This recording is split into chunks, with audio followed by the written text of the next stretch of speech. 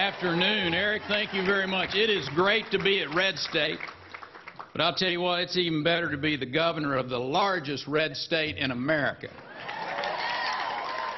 And it's sure good to be back in the Palmetto State in South Carolina.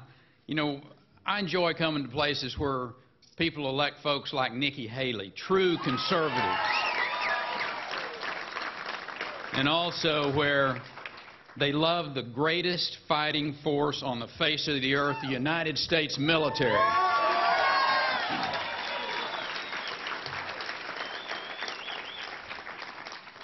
And I want to take a moment. I want to take a moment and ask you to just take a silence. Think about those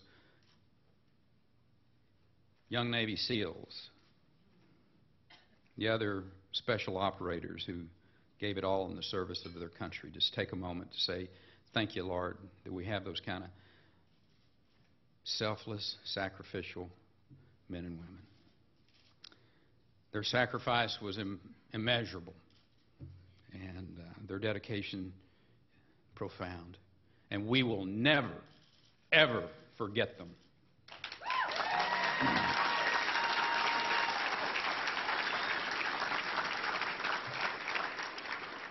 I stand before you today as the governor of Texas, but I also stand before you the son of two tenant farmers.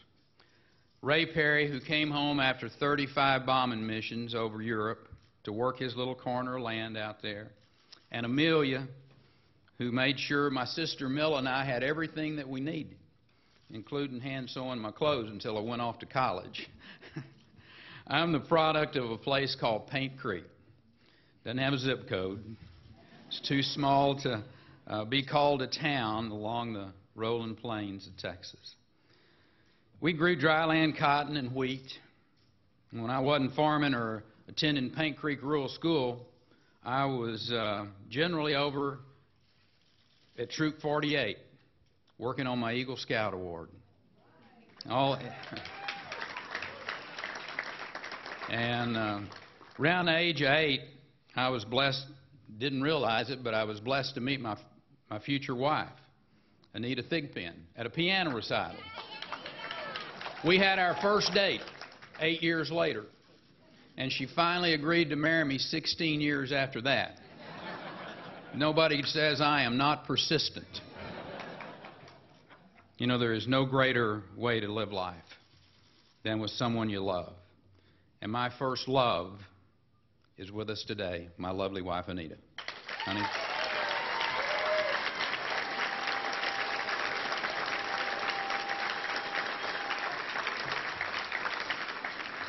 We're also blessed to have two incredible children, Griffin and Sydney, and they're also here with us today, and our wonderful daughter-in-law, Meredith. I'd just like to introduce those to you. Right there. Yeah, come on, girls.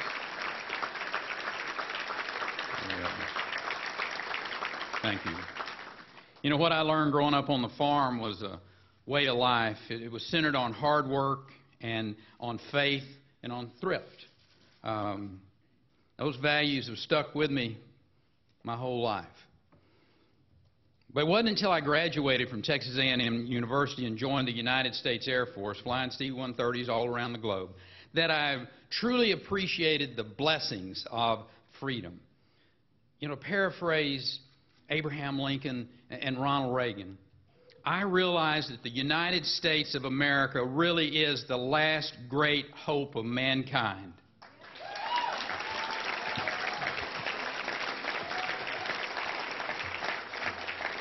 What I saw was systems of government that elevated rulers at the expense of the people, socialist systems that cloaked maybe in good intentions but were delivering misery and stagnation. And I learned that not everyone values life like we do in America, or the rights that are endowed to every human being by a loving God. You see, as Americans, we're not defined by class, and we will never be told our place.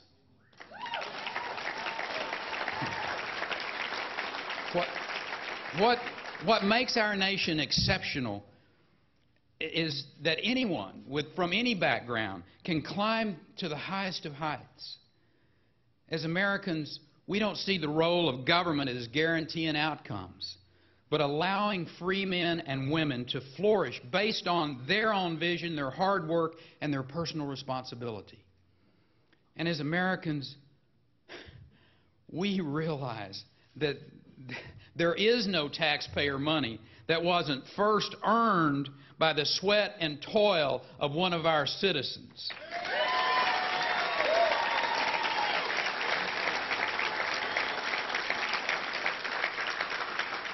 That's why we reject this president's unbridled fixation on taking more money out of wallets and pocketbooks of American families and employers and giving it to a central government. Spreading the wealth punishes success while setting America on course for greater dependency on government. Washington's insatiable desire to spend our children's inheritance on failed stimulus plans and other misguided economic theories have given us record debt and left us with far too many unemployed. But, of course, now we're told we're in recovery. Yeah. But this sure doesn't feel like a recovery to more than 9% of the Americans out there who are unemployed, or the 16% of the African Americans, 11% of the Hispanics in the same position, or the millions who can only find part-time work, or those who have even stopped looking for a job. 1 in 6 work-eligible Americans cannot find a full-time job. That is not a recovery. That is an economic disaster.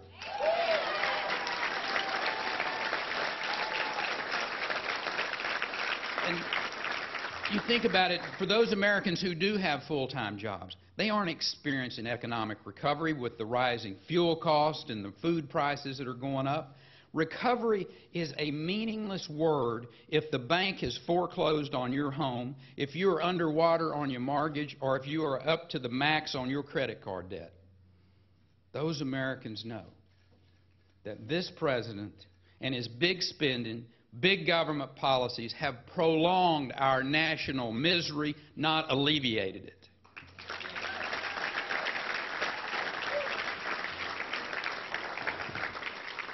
And what do we say to our children? Do we say, yeah, you know, y'all figure it out. Don't worry. Washington's, you know, they've created 17 debt and entitlement commissions in 30 years. But the fact of the matter is they just didn't have the courage to make the decisions to allow you to have the future that you actually deserve. That Washington wouldn't even make modest entitlement program reforms in this last debate. And the president even refused to lay out a plan for fear of the next election. How can the wealthiest nation in the history of civilization fail so miserably to pay its bills? How does that happen? Well, Mr. President, let us tell you something. You cannot win the future by selling America off to foreign creditors.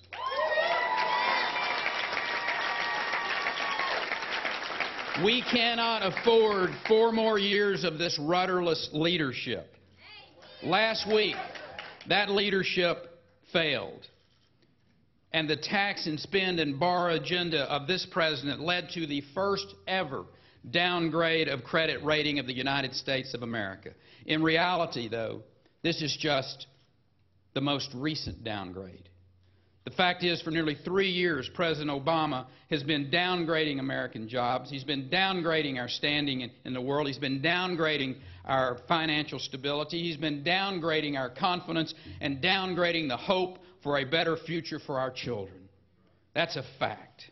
His policies are not only a threat to this economy, so are his appointees a threat.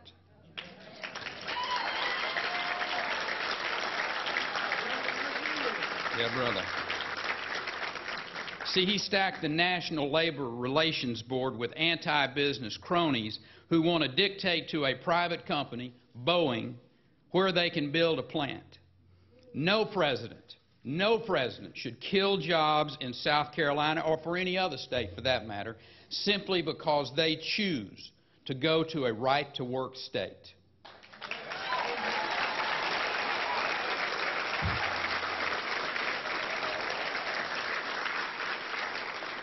You see, when the Obama administration is not stifling economic growth with overregulation, they're achieving the same through their reckless spending. Debt is not only a threat to our economy, but also to our security. America's standing in the world is in peril, not only because of disastrous economic policies, but from the incoherent muddle that they call foreign policy.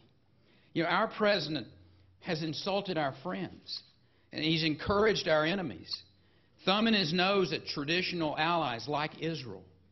He seeks to dictate new borders for the Middle East and the oldest democracy there, Israel, while he is an abject failure in his constitutional duty to protect our borders in the United States.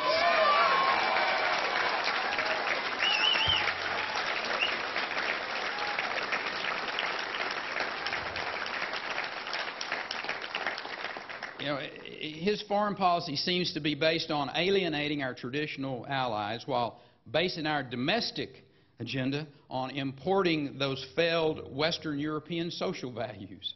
You know, we don't need a president who apologizes for America. We need a president who protects and projects those values.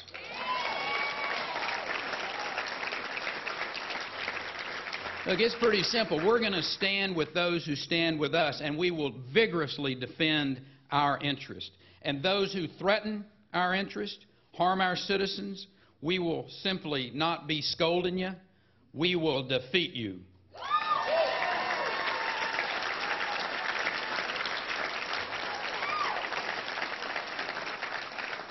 Our nation cannot and it must not endure 4 more years of aimless foreign policy. We cannot and must not endure 4 more years of rising unemployment, rising taxes, rising debt, rising energy dependence on nations that intend us harm. It's time to get America working again. To get our citizens working in good jobs and getting the government to working for the people again. You know, page 1 of any economic plan to get America working is to give a pink slip to the current residents in the White House.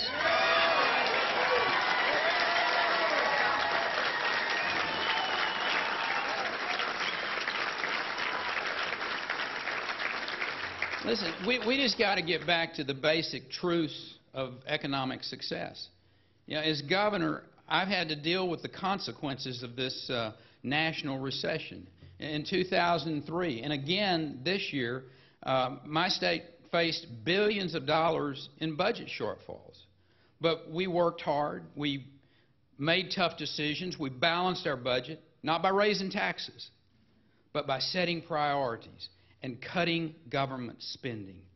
It can and it must be done in Washington, D.C.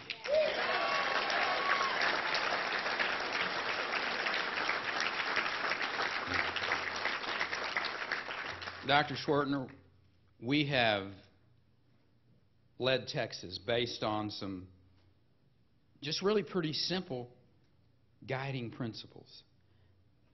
One is don't spend all of the money.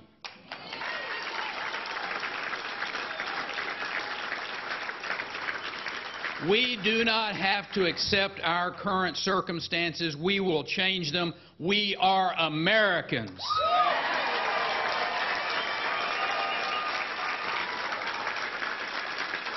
That's what we do. We roll up our sleeves. We go to work. We fix things.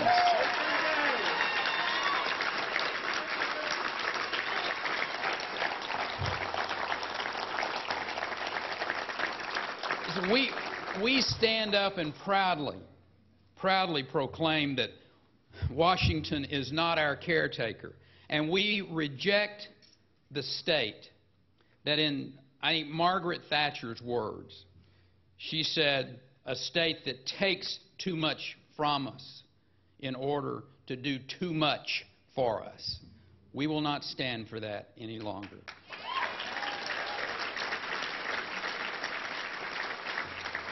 We're dismayed. We're dismayed at the injustice that nearly half of all Americans don't even pay any income tax.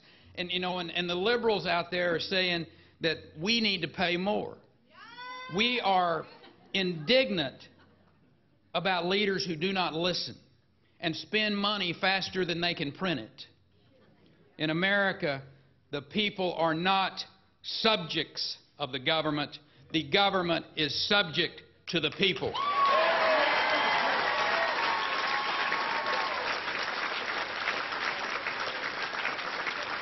And it's up to us.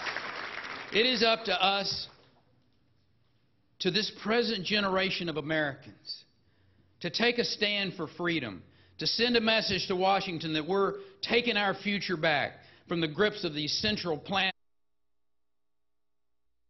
Time to limit and simplify the taxes in this country.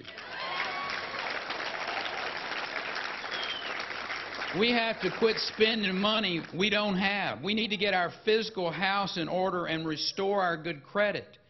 And we will repeal this president's misguided, one-size-fits-all government health care plan immediately. Yeah.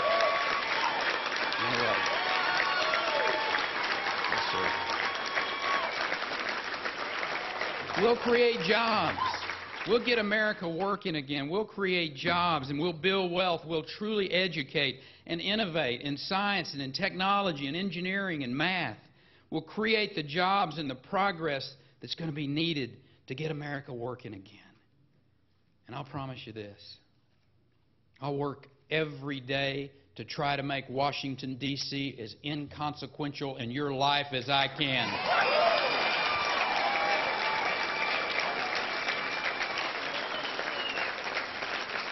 And at the same time, we'll be freeing our families and small business and states from the burdensome and costly federal government so that those groups can create and innovate and succeed. I believe in America. I believe in her purpose and her promise. I believe her best days have not yet been lived. I believe her greatest deeds are reserved for the generations to come. And with the help and the courage of the American people, we will get our country working again. God bless you, and God bless the United States of America. Thank you.